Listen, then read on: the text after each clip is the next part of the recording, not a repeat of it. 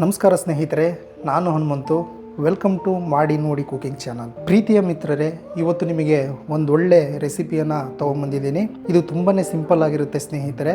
ಅಂದರೆ ಇದು ಹಳೆ ರೆಸಿಪಿನೇ, ಆದರೆ ಹೊಸ ವಿಧಾನದೊಂದಿಗೆ ಚಿಕನ್ ಬಿರಿಯಾನಿ ಮಾಡೋದು ಹೇಗೆ ಅಂತ ನಿಮಗೆ ಈ ವಿಡಿಯೋದಲ್ಲಿ ತೋರಿಸ್ಕೊಡ್ತಾ ಇದ್ದೀನಿ ಫ್ರೆಂಡ್ಸ್. ತುಂಬಾ ಸಿಂಪಲ್ಲಾಗಿ ನಮ್ಮ ಬ್ಯಾಚುಲರ್ ಸ್ನೇಹಿತರಿಗೆ ಹೆಲ್ಪ್ ಆಗೋ ರೀತಿ ಚಿಕನ್ ಬಿರಿಯಾನಿನ ಸೂಪರಾಗಿ ಯಾವ ರೀತಿ ಮಾಡೋದು ಅಂತ ಈ ವಿಡಿಯೋದಲ್ಲಿ ನಿಮಗೆ ತೋರಿಸ್ಕೊಡ್ತಾ ಇದ್ದೀನಿ. ಬನ್ನಿ ಫ್ರೆಂಡ್ಸ್, ನಮ್ಮೊಂದಿಗೆ ನೀವು ಮಾಡಿ ಹೇಗಿರುತ್ತೆ ಅಂತ ಹೇಳಿ. ಸ್ನೇಹಿತರೆ, ಮೊದಲು 1 kg ಚಿಕನನ್ನು ತೊಗೊಂಡಿದ್ದೀನಿ. ಅದನ್ನು ಕ್ಲೀನಾಗಿ ವಾಶ್ ಮಾಡಿ ಇಟ್ಕೊಂಡಿದ್ದೀನಿ. ಆ ಒಂದು ಪಾತ್ರೆಯಲ್ಲಿ 2 ಸ್ಪೂನ್ ಗರಂ ಮಸಾಲಾನ ಈ ರೀತಿ ಹಾಕೊಳ್ಳಿ. 2 ಸ್ಪೂನ್ ಗರಂ ಮಸಾಲ ಹಾಕೊಂಡ್ಮೇಲೆ ಚಿಕನ್ ಬಿರಿಯಾನಿ ಮಸಾಲ ಅಂತ ಹೇಳ್ಬಿಟ್ಟು ಹೊರಗಡೆ 10 ರೂಪೀಸ್ ಕೊಟ್ಟರೆ ಸ್ಪರ್ಶ್ ಆಗಿರ್ಬೋದು ಅಥವಾ ಎವರೆಸ್ಟ್ ಆಗಿರ್ಬೋದು ಅಥವಾ ಬೇರೆ ಬೇರೆ ಕಂಪನೀಸ್ದು 10 ರೂಪಾಯಿ ಕೊಟ್ಟರೆ ಒಂದು ಪಾಕೆಟ್ ಸಿಗುತ್ತೆ ಫ್ರೆಂಡ್ಸ್. ಅದು ಒಂದು ಫುಲ್ ಪಾಕೆಟನ್ನು ಚಿಕನ್ ಏನು ತೊಳ್ಕೊಂಡಿರ್ತೀರಲ್ಲ ಅದಕ್ಕೆ ಕ್ಲೀನಾಗಿ ಈ ರೀತಿ ಹಾಕೋಬೇಕು. ಸೊ ಈಗ 2 ಐಟಮ್ಸ್ ಹಾಕಿದ್ದೀನಿ, ಗರಂ ಮಸಾಲ ಮತ್ತು ಚಿಕನ್ ಬಿರಿಯಾನಿ ಮಸಾಲ. ಅದ್ರ ಜೊತೆಗೆ ನಾವು ಮುಂಚೆನೇ ರೆಡಿ ಮಾಡಿರ್ತಕ್ಕಂತಹ ಜಿಂಜರ್ ಗಾರ್ಲಿಕ್ ಪೇಸ್ಟನ್ನು ಕೂಡ ಈ ರೀತಿ ಹಾಕ್ತಾ ಇದ್ದೀನಿ. ನೋಡಿ ಫ್ರೆಂಡ್ಸ್, 2 ಸ್ಪೂನ್ ಅಷ್ಟು ಹಾಕಿದ್ದೀನಿ. ಸೊ ನೀವು ಮಾರ್ಕೆಟಲ್ಲಿ ಒಂದು 10 ರೂಪೀಸ್ ಒಂದು ಪ್ಯಾಕೆಟ್ ಹಾಕಿದ್ರು ಕೂಡ ಸಾಕು ಫ್ರೆಂಡ್ಸ್. ಜಿಂಜರ್ ಗಾರ್ಲಿಕ್ ಪೇಸ್ಟ್ ಕೂಡ ಈ ರೀತಿ ಹಾಕಬೇಕು. ನೆಕ್ಸ್ಟ್ ಅದ್ರ ಜೊತೆಗೆ ಮುಂಚೆನೇ ಒಂದು 4 ಮೆಣಸಿಕಾಯಿನ ಕಟ್ ಮಾಡಿ ಇಟ್ಕೊಂಡಿದ್ದೆ ಫ್ರೆಂಡ್ಸ್. ಮೀಡಿಯಮ್ ಸೈಜಿನ ಒಂದು 4 ಮೆಣಸಿಕಾಯಿಗಳನ್ನು ಇದರಲ್ಲಿ ಡೈರೆಕ್ಟಾಗಿ ಈ ರೀತಿ ಹಾಕಿಬಿಡಿ. ನೆಕ್ಸ್ಟು ಸ್ವಲ್ಪ ಕೊತ್ತಂಬರಿಯನ್ನು ಹಾಕಿ, ಸ್ವಲ್ಪ ಪುದೀನನ ಈ ರೀತಿ ಹಾಕಿ, ನೆಕ್ಸ್ಟು ಮೊಸರು ಪಾಕೆಟ್ ಹಾಕಬೇಕು ಫ್ರೆಂಡ್ಸ್. ಇದು 1/4 ಲೀಟ್ರು ಮೊಸರು ಪಾಕೆಟನ್ನು ಇದರೊಳಗೆ ಈ ರೀತಿ ಹಾಕ್ತಾ ಇದ್ದೀನಿ. ಸೊ ಈ ಮೊಸರು ಪಾಕೆಟ್ ಹಾಕೋದ್ರಿಂದ ತುಂಬಾ ಫ್ಲೇವರ್ ಸೂಪರಾಗಿ ಬರುತ್ತೆ ಫ್ರೆಂಡ್ಸ್. ಈ ಮೊಸರು ಪಾಕೆಟನ್ನು ಕಂಪ್ಲೀಟಾಗಿ ಒಂದು 1/4 ಲೀಟ್ರ್ ಮೊಸರು ಪಾಕೆಟನ್ನು ಈ ರೀತಿ ಹಾಕ್ತಾ ಇದ್ದೀನಿ. ನೆಕ್ಸ್ಟು ಒಂದು 2 ಟೇಬಲ್ ಸ್ಪೂನ್ ಅಷ್ಟು ಉಪ್ಪನ್ನು, ಇದಕ್ಕೆ ಎಷ್ಟು ಮ್ಯಾಚ್ ಆಗುತ್ತೋ ನೋಡಿ, ಉಪ್ಪನ್ನು ಜಾಸ್ತಿ ತಿಂದರೆ ನೀವು ಸ್ವಲ್ಪ ಜಾಸ್ತಿ ಹಾಕೊಳ್ಳಿ. ಸೊ ನಾನಿಲ್ಲಿ ಮತ್ತೆ ರೈಸಿಗೆ ಉಪ್ಪನ್ನು ಆ್ಯಡ್ ಮಾಡೋದಿಲ್ಲ ಫ್ರೆಂಡ್ಸ್, ಹಾಗಾಗಿ ಸ್ವಲ್ಪ ಜಾಸ್ತಿನೇ ಹಾಕ್ಬಿಡ್ತೀನಿ. ನೆಕ್ಸ್ಟು ಒಂದು ಸ್ವಲ್ಪ ಅಂದರೆ ಅರ್ಧ ಚಮಚದಷ್ಟು ಅರಿಶಿನ ಪುಡಿ ಹಾಕ್ಕೊಳ್ಳಿ. ಅದು ಕಲರ್ ಬರೋಕ್ಕೆ ತುಂಬಾ ಹೆಲ್ಪ್ ಆಗುತ್ತೆ. ನೆಕ್ಸ್ಟು ಒಂದು ಟೇಬಲ್ ಸ್ಪೂನಷ್ಟು ಖಾರ ಪುಡಿಯನ್ನು ಹಾಕ್ಕೊಳ್ಳಿ. ಇಷ್ಟೇ ಫ್ರೆಂಡ್ಸ್. ಇಷ್ಟು ಐಟಮನ್ನು ಹಾಕಿ ಒಂದು ಸಾರಿ ಈ ಚಿಕನನ್ನು ಕ್ಲೀನಾಗಿ ಮಿಕ್ಸ್ ಮಾಡಬೇಕು.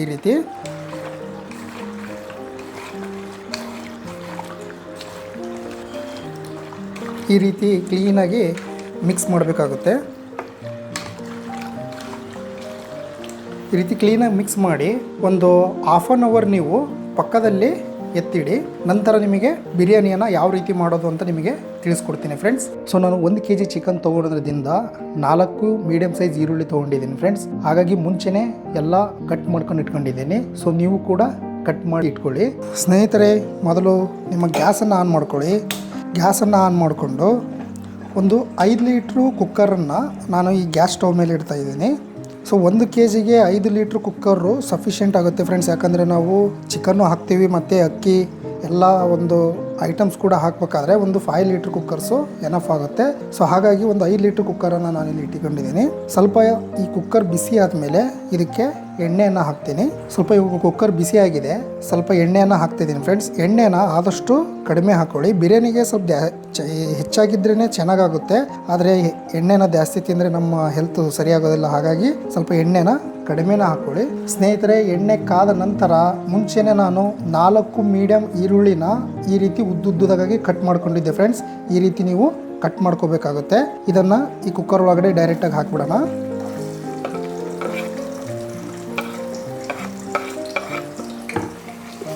ಇದನ್ನ ಕ್ಲೀನಾಗಿ ಒಂದು ಸಾರಿ ಫ್ರೈ ಮಾಡ್ಕೊಳ್ಳಿ ಫ್ರೆಂಡ್ಸ್.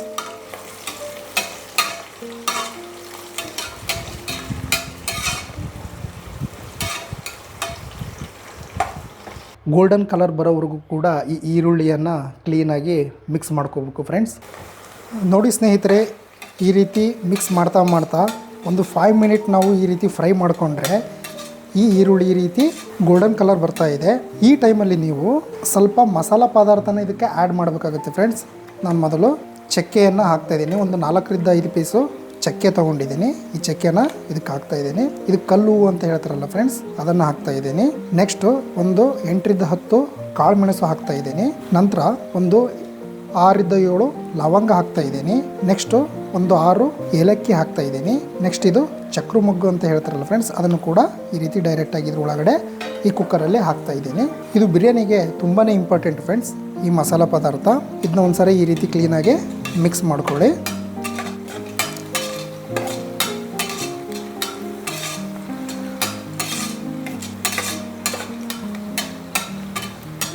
ನಿಮ್ಮ ಗ್ಯಾಸ್ನ ಸ್ವಲ್ಪ ಇವಾಗ ಉರಿಯನ್ನು ಕಡಿಮೆ ಇಟ್ಕೊಳ್ಳಿ. ಕಡಿಮೆ ಇಟ್ಕೊಂಡು ನೀವು ಹಾಫ್ ಆನ್ ಅವರ್ ಏನು ಚಿಕನನ್ನು ಸೈಡಿಗೆ ಎತ್ತಿಟ್ಟಿದ್ದಿಲ್ಲ ಫ್ರೆಂಡ್ಸ್, ಮಿಕ್ಸ್ ಮಾಡಿಕೊಂಡು ಆ ಚಿಕನನ್ನು ಡೈರೆಕ್ಟಾಗಿ ಇದು ಒಳಗಡೆ ಹಾಕಬೇಕು. ಇವಾಗ ನೋಡಿ ಸ್ನೇಹಿತರೆ, 1 kg ಚಿಕನ್ ಮುಂಚೆನೇ ನಾವು ಎಲ್ಲ ಮಸಾಲ ಐಟಮ್ಸನ್ನು ಇದ್ರೊಳಗಡೆ ಆ್ಯಡ್ ಮಾಡಿದ್ವಿ. ಇದನ್ನು ಡೈರೆಕ್ಟಾಗಿ ಈ ರೀತಿ ಕುಕ್ಕರ್ ಒಳಗಡೆ ಹಾಕ್ತಾ ಇದ್ದೀನಿ.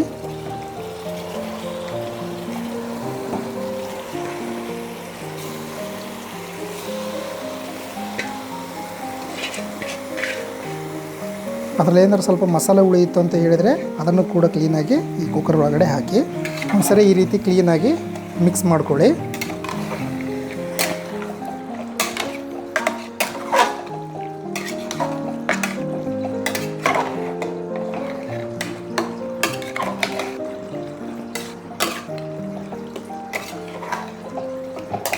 ಈ ಟೈಮಲ್ಲಿ ನಿಮ್ಮ ಗ್ಯಾಸ್ ಸ್ಟವ್ನ ಸ್ವಲ್ಪ ಉರಿ ಜಾಸ್ತಿ ಇಟ್ಕೊಳ್ಳಿ ಫ್ರೆಂಡ್ಸ್, ಯಾಕಂದರೆ ಚಿಕನ್ ಕ್ಲೀನಾಗಿ ಬಾಯ್ಲ್ ಆಗಬೇಕಾಗುತ್ತೆ.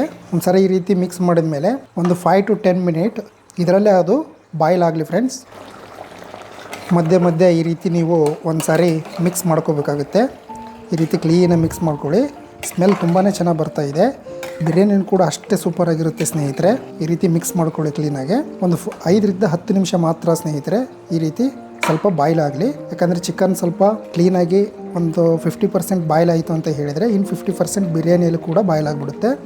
ಮಧ್ಯೆ ಮಧ್ಯೆ ಈ ರೀತಿ ಮಿಕ್ಸ್ ಮಾಡ್ತಾ ಇರಬೇಕು. ಈ ಚಕ್ಕೆ, ಲವಂಗ, ಮೆಣಸಿನಕಾಳು ಇವು ಯಾವ ನಿಮಗೆ ಅವೈಲೇಬಲ್ ಇಲ್ಲ ಅಂತ ಹೇಳಿದರೆ ಗರಂ ಮಸಾಲಾನೇ ಸ್ವಲ್ಪ ಏನು ಮಾಡಬೇಕಾಗುತ್ತೆ ಫ್ರೆಂಡ್ಸ್, ನೀವು ಹೆಚ್ಚಿಗೆ ಹಾಕಿಬಿಟ್ರೆ ಅದಕ್ಕೆ ಬಿರಿಯಾನಿಗೆ ಮ್ಯಾಚಪ್ ಆಗಿಬಿಡುತ್ತೆ. ಸೊ ಅವನ್ನೆಲ್ಲ ಪ್ರತಿಯೊಂದನ್ನು ಕೂಡ ಅದರಿಂದನೇ ರೆಡಿ ಮಾಡಿ ಗರಂ ಮಸಾಲ ರೆಡಿ ಮಾಡಿರ್ತಾರೆ. ಸೊ ಅವೈಲೇಬಲ್ ಇರೋದ್ರಿಂದ ಹಾಕ್ತಾ ಇದ್ದೀನಿ. ನಿಮ್ಮ ಹತ್ರ ಅವೈಲೇಬಲ್ ಇಲ್ಲ ಅಂತಂದು ಹೇಳಿದರೆ ನೀವು ಗರಂ ಮಸಾಲಾನೇ ಸ್ವಲ್ಪ ಜಾಸ್ತಿ ಹಾಕೋಬೇಕಾಗುತ್ತೆ. 1 ಚಮಚ ಜಾಸ್ತಿ ಹಾಕೊಳ್ಳಿ ಸ್ನೇಹಿತರೆ. ಈ ಗ್ಲಾಸಲ್ಲಿ ನಾನು 2 ಕಪ್ ರೈಸ್ ತೊಗೊಂಡಿದ್ದೀನಿ. ಸೊ ಹಾಗಾಗಿ ಈ ಗ್ಲಾಸಿಂದ 4 ಗ್ಲಾಸನ್ನು ನಾನು ನೀರನ್ನು ಇದ್ರೊಳಗಡೆ ಹಾಕ್ತೀನಿ. ಬಟ್ಟು ಇದರಲ್ಲಿ ಸ್ವಲ್ಪ ನೀರು ಬಿಟ್ಕೊತ ಇದೆ ಫ್ರೆಂಡ್ಸ್, ಹಾಗಾಗಿ ಅರ್ಧ ಗ್ಲಾಸನ್ನು ಕಡಿಮೆ ಮಾಡ್ತೀನಿ. ಅಂದರೆ 3.5 ಗ್ಲಾಸನ್ನು ನಾನು ಇದ್ರೊಳಗಡೆ ನೀರನ್ನು ಹಾಕ್ತೀನಿ ಇವಾಗ. ಯಾಕಂದರೆ ಬಾಯ್ಲ್ ಆಗ್ತಾ ಚಿಕನ್ನು ನೀರು ಬಿಟ್ಕೊಂಡ್ಬಿಡುತ್ತೆ ಫ್ರೆಂಡ್ಸ್. ಈಗ 1 ಗ್ಲಾಸ್ ಹಾಕ್ತಾ ಇದ್ದೀನಿ. ನೆಕ್ಸ್ಟು 2 ಗ್ಲಾಸು 2 ಲೋಟ ಅಕ್ಕಿ ತೊಗೊಂಡಿದ್ದೀನಿ ಫ್ರೆಂಡ್ಸ್. 4 ಮೆಂಬರ್ಸ್ ಸಫಿಷಿಯೆಂಟಾಗಿ ಊಟ ಮಾಡ್ಬೋದು ಅಂತ ಹೇಳಿ ಇವಾಗ 3 ಗ್ಲಾಸ್ ಹಾಕ್ತಾಯಿದ್ದೀನಿ. ಇನ್ನೂ ಒಂದು ಅರ್ಧ ಗ್ಲಾಸ್ ಮಾತ್ರ ನಾನು ನೀರನ್ನು ಹಾಕ್ತೀನಿ. ಯಾಕಂದರೆ ಒಂದು ಅರ್ಧ ಗ್ಲಾಸ್ ನೀರು ಆ ಚಿಕನ್ ಬಿಟ್ಕೊಂಡಿರುತ್ತೆ. ಜಾಸ್ತಿ ಮೆತ್ತಗಾಗ್ಬಿಟ್ರೆ ಬಿರಿಯಾನಿ ಸರಿಯಾಗಿ ಬರೋಲ್ಲ ಫ್ರೆಂಡ್ಸ್. ಹಾಗಾಗಿ ಸ್ವಲ್ಪ ಗಟ್ಟಿನೇ ಉದುರ ಬದ್ರ ಇದ್ದರೆ ಚೆನ್ನಾಗಿ. ಒಂದು ಸಾರಿ ಕ್ಲೀನಾಗಿ ಮಿಕ್ಸ್ ಮಾಡ್ಕೊಳ್ಳಿ ಈ ರೀತಿ. ಇದೇನಪ್ಪ ಸಾಂಬಾರು ಆದಂಗೆ ಆಗಿದೆಯಲ್ಲ ಅಂತ ತಲೆ ಕೆಡಿಸ್ಕೊಬೇಡಿ ಫ್ರೆಂಡ್ಸ್, ಯಾಕಂದರೆ ಬಿರಿಯಾನಿ ಇದು ಹೊಸ ಥರ ವಿಧಾನದಿಂದ ಸೂಪರಾಗಿರುತ್ತೆ. ಒಂದು ಸಾರಿ ಮಾಡಿ ನೋಡಿ. ಈ ರೀತಿ ಮಿಕ್ಸ್ ಮಾಡಿದ ಮೇಲೆ ಇದು ಕುದಿ ಬರೋವರೆಗೂ ಕೂಡ ನಾವು ಕಾಯಬೇಕಾಗುತ್ತೆ.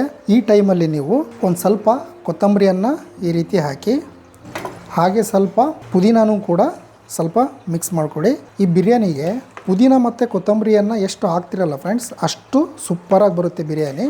ಈ ರೀತಿ ಕ್ಲೀನಾಗಿ ಮಿಕ್ಸ್ ಮಾಡ್ಕೊಳ್ಳಿ ಒಂದು ಸಾರಿ ಹಾಕಿ ಮೇಲೆ. ಸ್ನೇಹಿತರೆ, ಇವಾಗ ನೀರು ಹಾಕಿದ್ದೀನಿ. 2 ಗ್ಲಾಸ್ ಅಕ್ಕಿ ತೊಗೊಂಡಿದ್ದೀನಿ. ಹಾಗಾಗಿ 3.5 ಕೂಡ ನಾನು ಗ್ಲಾಸಲ್ಲಿ ನೀರನ್ನು ಹಾಕಿದ್ದೀನಿ. ಸೊ ಅದು ಬಾಯ್ಲ್ ಆಗೋವರೆಗೂ ಕೂಡ ನನಗೊಂದು ಕಥೆ ನೆನಪಾಗ್ತಾಯಿದೆ ಫ್ರೆಂಡ್ಸ್ ಸ್ನೇಹಿತರೆ. ಸೊ ನಿಮ್ಮ ಹತ್ರ ಹಂಚ್ಕೋಬೇಕಂತ ಅಂದ್ಕೊಂಡಿದ್ದೀನಿ ಸ್ನೇಹಿತರೆ. ಹೀಗೆ ಒಂದು ಸ್ಕೂಲಲ್ಲಿ ಎಕ್ಸ್ಪೆರಿಮೆಂಟ್ ಮಾಡೋಣ ಅಂತ ಹೇಳಿಬಿಟ್ಟು ಎಲ್ಲ ಲೆಕ್ಚರ್ಸ್ಗಳಾಗಲಿ ಅಥವಾ ಸ್ಟೂಡೆಂಟ್ಗಳಾಗಲಿ ಡಿಸೈಡ್ ಮಾಡ್ತಾರೆ. ಯಾವ ಥರ ಎಕ್ಸ್ಪೆರಿಮೆಂಟ್ ಅಂತ ಹೇಳಿದರೆ ನಮ್ಮ ಮನಸ್ಸಿನ ಎಕ್ಸ್ಪೆರಿಮೆಂಟ್. ಅಂದರೆ ಯಾವ ರೀತಿ ಅಂತ ಹೇಳಿದರೆ, ನಮ್ಮ ಮನಸ್ಸು ಇನ್ನೊಬ್ಬರಿಗೆ ಅಥವಾ ಬೇರೆಯವರಿಗೆ ತಟ್ಟುತ್ತಾ ಅಥವಾ ನಾವು ಮನಸ್ಸಲ್ಲಿ ಏನು ಅಂದ್ಕೊಂಡಿದ್ದೋ ಅವ್ರಿಗೆ ಗೊತ್ತಾಗುತ್ತಾ ಅನ್ನೋ ಒಂದು ಎಕ್ಸ್ಪೆರಿಮೆಂಟ್ ಕಂಡುಹಿಡಿಯೋಣ. ಅದು ಗಿಡಗಳ ಮುಖಾಂತರ ಕಂಡುಹಿಡಿಯೋಣ ಅಂತಂದು ಹೇಳ್ಬಿಟ್ಟು ಡಿಸೈಡ್ ಮಾಡಿ ಎಲ್ಲ ಲೆಕ್ಚರ್ಸ್ಗಳು ಮೇಸ್ಟ್ರುಗಳು ಡಿಸೈಡ್ ಮಾಡ್ತಾರೆ. ಅವ್ರು ಏನು ಮಾಡಿಬಿಡ್ತಾರೆ ಅಂತ ಹೇಳಿದರೆ, ಹೀಗೆ ಒಂದು 10 ಜನನ ಅಪಾಯಿಂಟ್ ಮಾಡ್ತಾರೆ. ಅಂದರೆ 3 ಗ್ರೂಪ್ಗಳನ್ನಾಗಿ ಮಾಡ್ತಾರೆ. ಫಸ್ಟ್ನೇ ಗ್ರೂಪು 10 ಜನ, ಸೆಕೆಂಡ್ ಗ್ರೂಪು 10 ಜನ, ಥರ್ಡ್ ಗ್ರೂಪು 10 ಜನ. ಅವರಿಗೆಲ್ಲ ಏನೇನು ಮಾಡ್ತಾರೆ ಅಂತ ಹೇಳಿದರೆ, ಎಲ್ಲರಿಗೂ ಸೇಮ್ ಒಂದು 3 ಗಿಡಗಳ ಬೀಜಗಳನ್ನು ಕೊಡ್ತಾರೆ ಅವರಿಗೆ. ಹಾಗೆ ಒಂದೊಂದು ಪಾಟ್ಗಳನ್ನು ಕೊಡ್ತಾರೆ. ಅವರು ಪ್ರತಿಯೊಬ್ಬರು ಒಂದೊಂದು ರೂಮಲ್ಲಿ ಒಂದು ಗಿಡನ ಇಡಬೇಕು, ಅದನ್ನು ಬೆಳೆಸಬೇಕು. ಅದು ಅವರಿಗೆ ಟಾಸ್ಕು. ಆದರೆ ಅದನ್ನು ಬೆಳೆಸೋ ಟೈಮಲ್ಲಿ ಅವರು ಏನು ಹೇಳ್ಕೊಟ್ಟಿರ್ತಾರಲ್ಲ ಲೆಕ್ಚರ್ಸ್ಗಳು, ಅದನ್ನು ಆ ಗಿಡದ ಮುಂದೆ ಮನಸ್ಸಲ್ಲಿ ಅನ್ಕೊತಾ ಇರಬೇಕು ಅಂತ ಹೇಳ್ಬಿಟ್ಟು ಒಂದು ಟಾಸ್ಕನ್ನು ಕೊಡ್ತಾರೆ. ಹೀಗೆ ಸೇಮ್ ಬೀಜ ಕೊಟ್ಟರು, ಸೇಮ್ ಗೊಬ್ಬರ ಕೊಟ್ಟರು, ಹಾಗೆ ಪ್ರತಿಯೊಂದು ಸೇಮ್ ಡೈಲಿ ಕೂಡ ನೀರನ್ನು ಹಾಕಬೇಕು. ಹಾಗೆ ಒಂದೊಂದು ರೂಮ್ ಸಪ್ರೇಟ್ ಮಾಡಿದ್ರು. ಸೇಮ್ ಗಾಳಿ ಸೇಮ್ ಬೆಳಕು ಪ್ರತಿ ಹಾಗೆ ಬರೋ ಹಾಗೆ ಬೀಜಗಳನ್ನು ಅವತ್ತು ಹಾಕಿದರು. ಹಾಕಿ ಒಂದು 20 ಡೇಸು 30 ಡೇಸು ಬಿಟ್ಟು ಬಂದ ಮೇಲೆ ಸ್ವಲ್ಪ ಮೊಳಕೆ ಹೊಡೋದು, ಸ್ವಲ್ಪ ದೊಡ್ಡವಾಗಿದ್ದು ಗಿಡಗಳು. ಆ ಟೈಮಲ್ಲಿ ಫಸ್ಟ್ 10 ಜನ ಏನಿದ್ರಲ್ಲ ಸ್ನೇಹಿತರೆ, ಆ 10 ಜನಕ್ಕೆ ಆ ಗಿಡದ ಹತ್ರ ಹೋಗಿ ಮನಸ್ಸಲ್ಲಿ ಇವರು ಅನ್ಕೊಂತ ಇರಬೇಕು. ಸೊ ನೀನು ತುಂಬ ಚೆನ್ನಾಗಿದೆಯಾ, ಚೆನ್ನಾಗಿ ಬೆಳಿತೀಯಾ ಅಂತ ಹೇಳಿ ಅದಕ್ಕೆ ಮೋಟಿವೇಶನ್ ಕೊಡ್ತಾ ಇರಬೇಕು. ಮೋಟಿವೇಶನ್ ಅಂದರೆ ಅರ್ಥ ಆಗುತ್ತಲ್ಲ ಫ್ರೆಂಡ್ಸ್, ಪಾಸಿಟಿವ್ ಆಗಿ ಪ್ರತಿಯೊಂದು ವಿಷಯಗಳನ್ನು ಆ ಗಿಡದ ಹತ್ರ ಮನಸ್ಸಲ್ಲಿ ಹೇಳ್ತಾ ಇರಬೇಕು. ನೀನು ಚೆನ್ನಾಗಿ ಬೆಳಿತೀಯಾ, ಚೆನ್ನಾಗಿರ್ತೀಯಾ, ಜೀವನದಲ್ಲಿ ಚೆನ್ನಾಗಿರ್ತೀಯಾ, ನೀನು ತುಂಬ ಸುಂದರವಾಗಿದೆಯಾ ಅಂತ ಹೇಳ್ಬಿಟ್ಟು ಆ 10 ಜನ ಮನಸ್ಸಲ್ಲಿ ಅನ್ಕೊಂತ ಇರ್ಬೇಕು ಆ ಗಿಡದ ಹತ್ರ. ಇದು ಫಸ್ಟ್ನೇ ರೂಮಿಂದು. ಇನ್ನು 10 ಜನ ಆ ಗಿಡದ ಹತ್ರ ಹೋಗಿ ಮನಸ್ಸಲ್ಲಿ ಏನು ಅನ್ಕೊಳ್ಳೋದೇ ರೀತಿ ಸುಮ್ಮನೆ ಆ ಗಿಡದ ಹತ್ರ ಹೋಗಿ ನೀರು ಹಾಕಿ, ಗೊಬ್ಬರ ಇದ್ರೆ ಗೊಬ್ಬರ ಹಾಕಿ ಮತ್ತೆ ರಿಟರ್ನ್ ಆಗ್ತಾ ಇರಬೇಕು.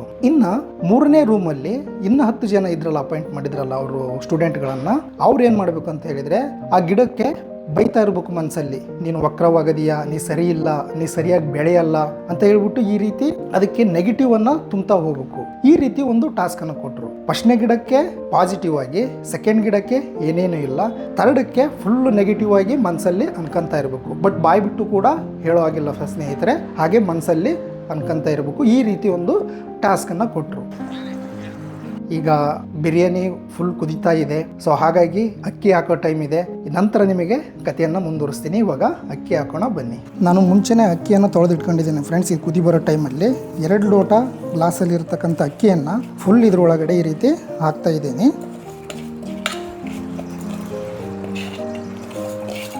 2 ಲೋಟ ಗ್ಲಾಸನ್ನು ಅಕ್ಕಿನ ಫುಲ್ ಇದ್ರೊಳಗಡೆ ಈ ರೀತಿ ಹಾಕಿ ಒಂದ್ಸರಿ ಈ ರೀತಿ ಕ್ಲೀನಾಗಿ ಮಿಕ್ಸ್ ಮಾಡ್ಕೊಳ್ಳಿ ಫ್ರೆಂಡ್ಸ್.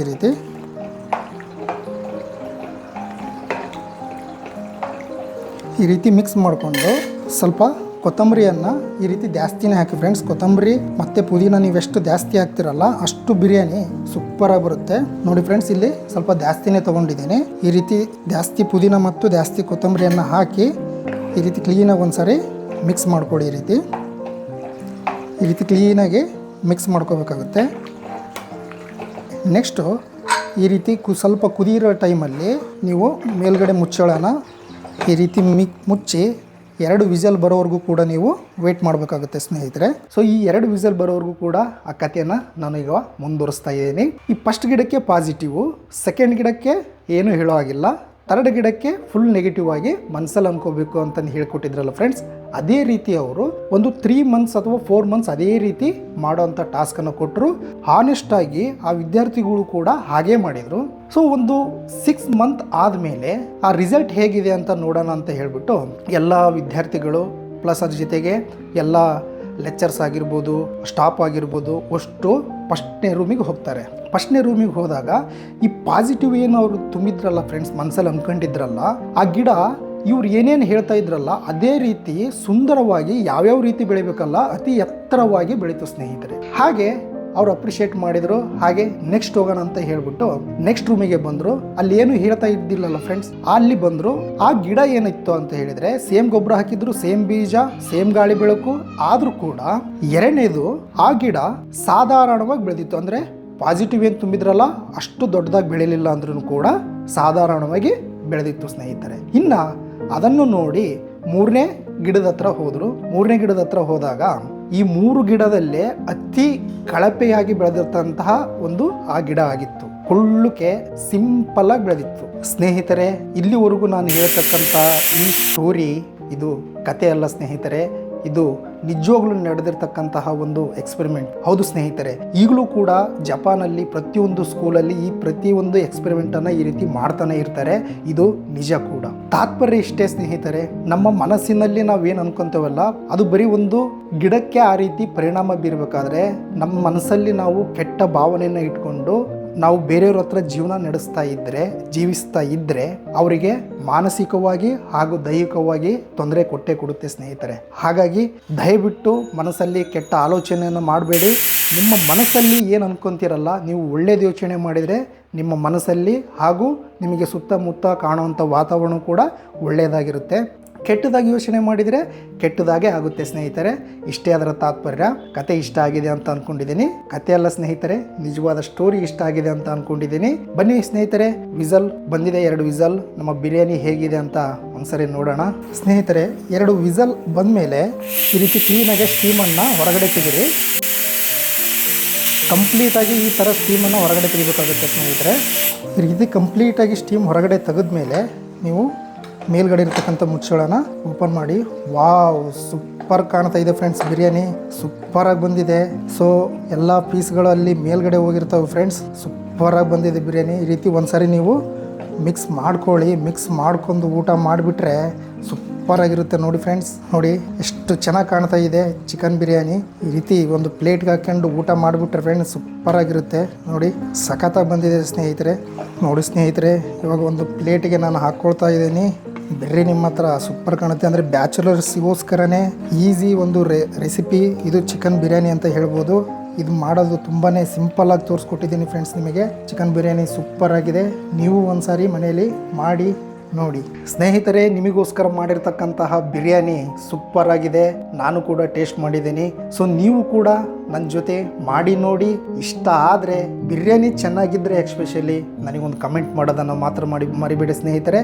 ಮತ್ತೆ ಒಂದು ಒಳ್ಳೆ ರೆಸಿಪಿಯೊಂದಿಗೆ ಮತ್ತೆ ಸಿಗ್ತೀನಿ ಸ್ನೇಹಿತರೆ. ಅಲ್ಲಿವರೆಗೂ ಬಾಯ್ ಬಾಯ್.